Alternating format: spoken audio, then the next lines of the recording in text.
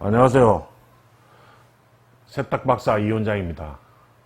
오늘 이 시간에는 각종 보건 가공에 대해 가지고 이제 여러분들한테 설명을 좀 드리겠습니다. 보건 가공을 함으로 해서 여러분들 보건 가공 말이 무슨 말이냐 하면은 오염 물질이 묻어서 시간이 오래 지나서 산화된 거 있죠. 쉽게 말하면 얼룩이 썩은 거예요. 얼룩이 썩은 얼룩. 그 썩은 얼룩을 빼기 위해서는 일반 세제만 가지고는 절대 안 됩니다. 어떻게? 그럴 때는 표백제를 사용해야 돼요. 근데 자, 이 보건 가공을 배우기 전에 여러분들이 먼저 아셔야 될 게, 우리 세탁소에는 세탁 요금이 획일화되어 있잖아요. 단일로. 뭐 정장 한 벌 7,000원이면 7,000원, 뭐 원피스 하나만 7,000원 7,000원, 바지 하나 뭐 3,000원이면 3,000원, 딱 이런 식으로 딱 정해져 있다고 합니다.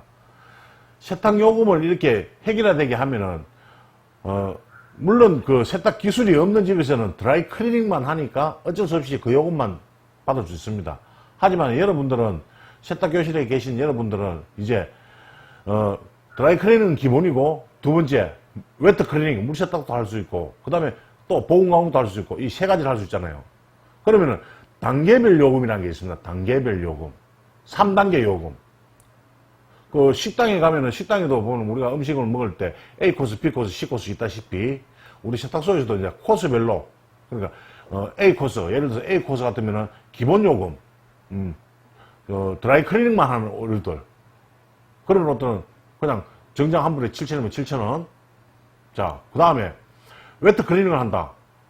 옷이 너무 더러워서 이건 도저히 드라이 클리닝에서 때가 안 빠진다. 그럼 웨트 클리닝 해줘야 되겠다. 그럴 때는 어떻게 해요? 드라이 클리닝에 배를 받아야 됩니다. 7,000원, 드라이 클리닝이 7,000원 같으면은, 그거는 한 15,000원 정도, 웨트 클리닝은. 자, 웨트 클리닝을 한다고 모든 얼룩이 다 빠지는 건 아니죠.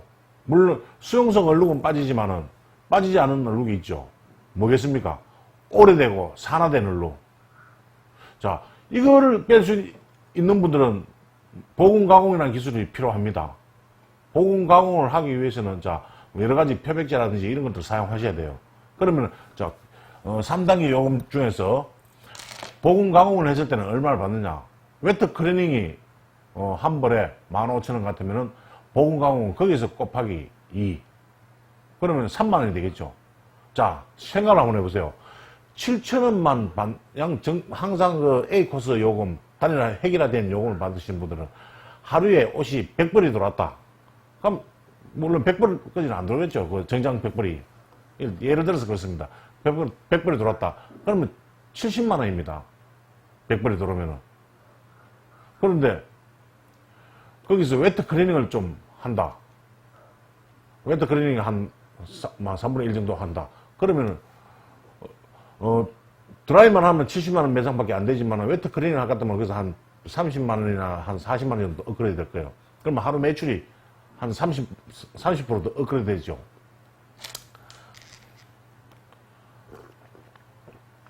그런데 여기서 보건 가공을 하시는 분들은, 요즘 특히 여름철에 옷이 땀에 의해서 누렇게 황변된 게 많이 들어옵니다. 그랬을 때 고객한테 이 옷은 드라이 클리닝으로 되지 않고 보건 가공을 해야 됩니다. 누렇게 된 산화된 것을 빼기 위해서는 특수 약품을 사용해서 보건 가공을 해야 됩니다. 그렇게 했을 때는 한 벌에 3만원입니다. 그렇게 했을 경우에 한 10벌 정도가 들었다. 그러면 한 30만원 안 됩니까? 그러면 하루 매출이 드라이만 할 수 있는 집에는 70만원밖에 안 되지만은, 보건 가공까지 하는 집은 거의 한 배가 됩니다. 거의 한 150만원 정도 매출이 되죠. 그래서 여러분들이 보건 가공 기술이라는 건 꼭 배워야 됩니다. 오늘은 보건 가공에 대한 기술을 얘기하는 게 아니고, 보건 가공을 할 때, 사용하는 각종 보건 가공제에 대해서 설명을 드리려고 합니다. 자, 보건 가공이란 무엇입니까? 정확하게 한마디로 그냥 음식물로 봤을 때 금방 해놓은 음식은 먹을 수 있죠. 근데 여름철에 시간이 지나면서 하루 지나고 3일 지나고 5일 지나면 이 음식이 부패하기 시작합니다. 부패하다 보면 또 그 다음에 뭐가 됩니까? 썩습니다. 음식물이 그대로 옷에 묻었다 생각을 해보세요. 금방 묻었을 때는 그냥 일반적인 드라이 클리닝이나 웨트 클리닝만 해도 빠집니다. 근데 시간이 지나면서 이게 썩게 되죠. 얼룩이 썩게 되면은 그러면 산화가 됐다 그러는 거예요. 산화. 그러면 산화가 되었기 때문에 그게 일반 세제만 가지고는 절대로 제거가 안 됩니다. 그래서 그럴 때는 산화표백제, 지금 이 앞에 나와 있죠. 산화표백제. 근데 산화표백제도 여러 종류가 많이 있어요. 그 섬유별로 사용하는 것도 많이 있고. 그러면 자, 산화표백제를 사용하는 방법 중에서 섬유별 보온가공제를 설명을 하겠습니다. 첫째, 우리가 울과 실커, 그러니까 모직 종류와 실커 종류를 보온가공할 때 쓰는 보온가공제는 지금 앞에 보이시는 황변 제거의 달인, 그리고 이 화이팅 브라이터. 자, 황변 제거의 달인은 알칼리입니다. 보온가공제입니다. 거기에 플러스 이 산성인, 지금 이 산성이죠, 산성. 이 보면 빨갛게 되어 있죠. 이 산성은 산성 산화표백제입니다. 이 두 개를 1대1로 섞어야 돼요. 보통 일반적으로 여러분들 모직 종류를 보온가공한다. 뭐 겨드랑이에 땀이 있다. 뭐 카라가 누렇게 됐다. 이런 경우에 음식물이 묻어서 앞에 누렇게 됐다. 이럴 때 여러분들 보면은 황변 제거의 달인 황달만 사용하시면 안 됩니다. 이 황달은 강알칼리이기 때문에 모직 종류에 들어가게 되면 물론 황변은 빠집니다. 황변은 빠지지만은 그 강알칼리 성분 때문에 섬유가 특히 밝은 색들 있죠. 아이보리색이라든지 흰색들 이런 옷들은 보면은 화학적인 반응에 의해서 알칼리 반응에 의해서 누렇게 변합니다. 우리가 누른 걸 빼기 위해서 썼는데 오히려 누렇게 변하면 안 되겠죠. 물론 오래된 산화된 것은 빠집니다. 하지만은 섬유가 다시 누래집니다. 그걸 방지하기 위해서 화이팅 브라이터, 이 화이팅 브라이터를 산성 산화표백제입니다. 이걸 1대1로 섞어서 사용하는 겁니다. 자세한 보온 가공을 하는 방법은 제가 다음 시간에 섬유별 보온 가공 말씀드리겠습니다. 오늘 이 시간에는 섬유 따라 사용하는 보온 가공제에 대해서 설명을 드리고 있는 겁니다. 자, 그리고 자, 면마는 땀을 흡수를 잘합니다. 흡수를 잘하다 보니까 이 땀이 섬유에 누적돼 가지고 시간이 한 달이 안 지나도 거의 막 옷이 누렇게 변합니다. 이 누렇게 변했을 때 특히 여름철에 땀을 많이 흘리잖아요.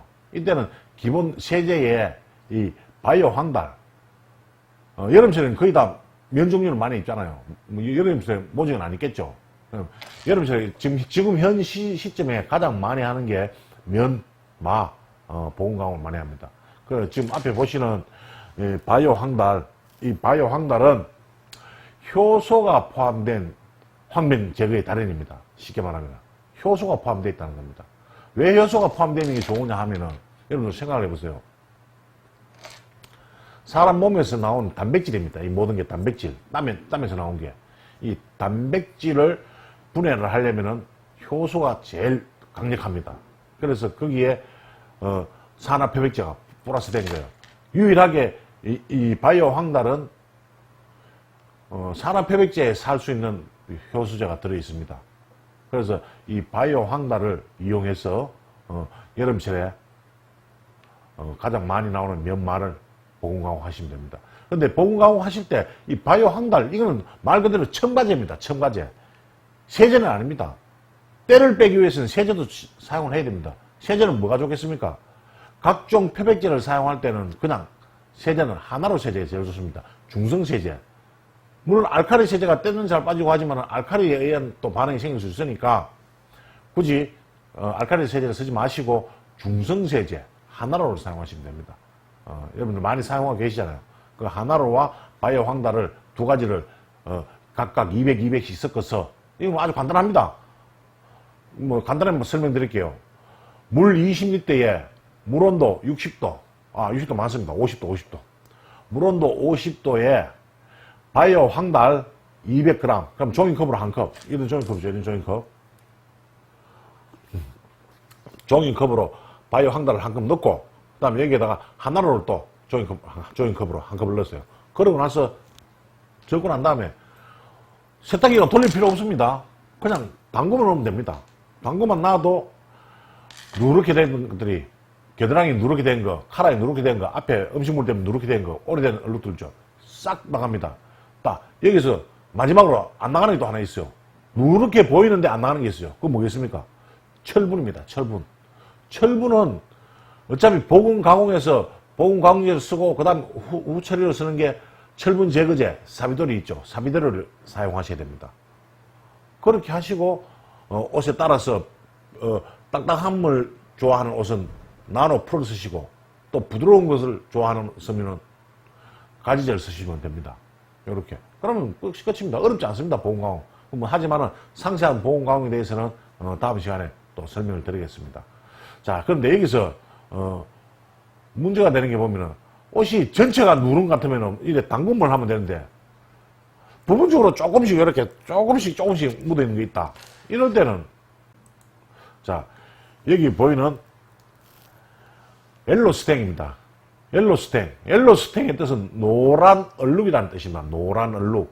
그러면 부분적으로 옷 전체가 만약에 누렇게 됐을 때는 황변 제거의 달인이나 바이오 황달을 사용해서 사용을 하면 됩니다.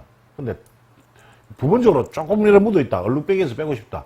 그럴 때는 이 옐로스탱을 원액을 사용하는 것은 흰옷입니다.